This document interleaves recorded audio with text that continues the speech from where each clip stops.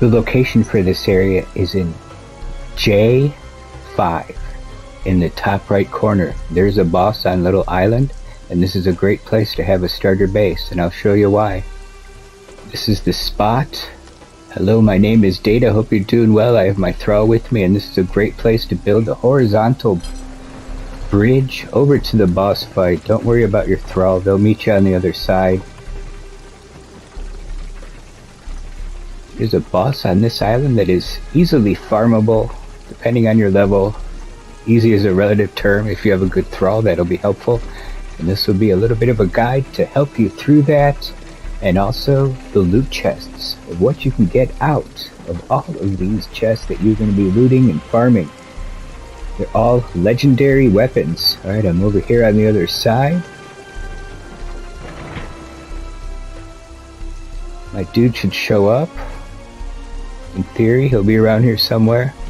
Alright, walking down over, and we will see the... Where's the enemy? There he is, see him? Right there. That's the boss.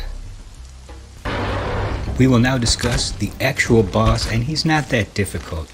He has a lot of telegraphs in his moves, which means you can see what's coming. Just have a good throw with you to aggro him, and it's not really too bad.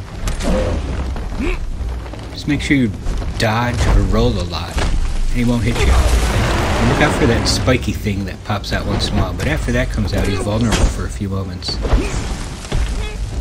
Drink some health potions. This thing will be down before you know it. Rinse and repeat. Here's the rest of the boss battle, and then we're going to go check out all the chests and a bunch of the loot that we can get out of it.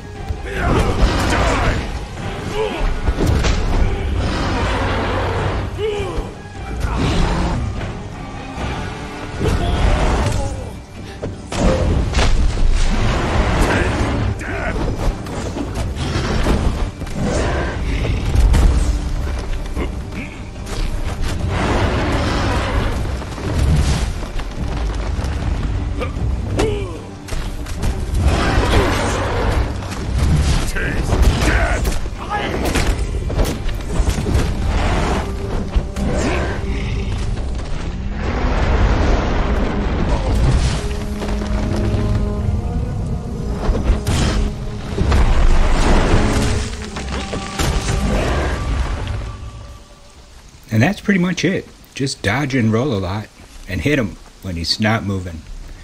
He leaves you some openings for sure. Alright, make sure you get your hatchet out and take care of the remains here. And you should get a skeleton key. And that skeleton key has a chest right over here by the rocks. And it shows up with the boss, and you can keep farming this as often as you like, as often as it keeps respawning in. You get a whole bunch of different stuff. And this time we got the Forge Light, which is a weapon. Legendary weapon. Only legendaries come out of there. So rinse and repeat. Take out the boss over and over and over and keep looting that chest. Here it is again. This time I got a legendary bow called Bessie's Bow. Bonus to stamina. Alright.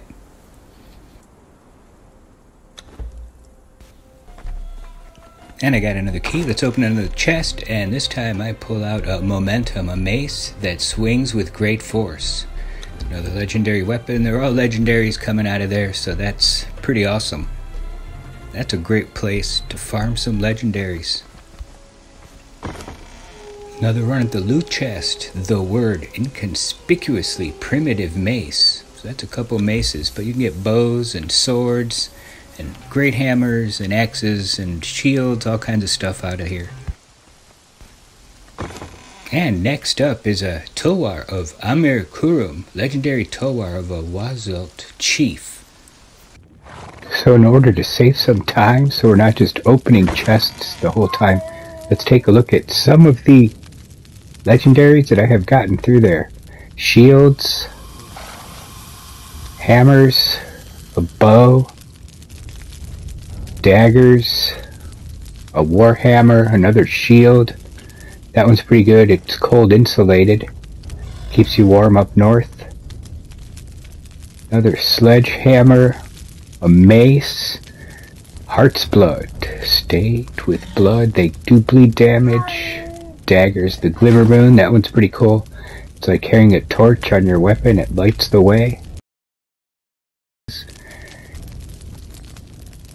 Splinter, a bow that does not penetrate any armor but does bonus damage. Tricky. A familiar axe, the grim, the watchblade, I actually got 2 of those. The word, a primitive mace, and 2 of the Taware of Amer Kurum. Alright, not too bad. I'm going to keep farming that thing and get some legendaries, because apparently they're going to change in the next update. So we'll see how that turns out. I hope this guide helps you get some legendary weapons, and we'll see you in the next video. Have a great day. Bye-bye.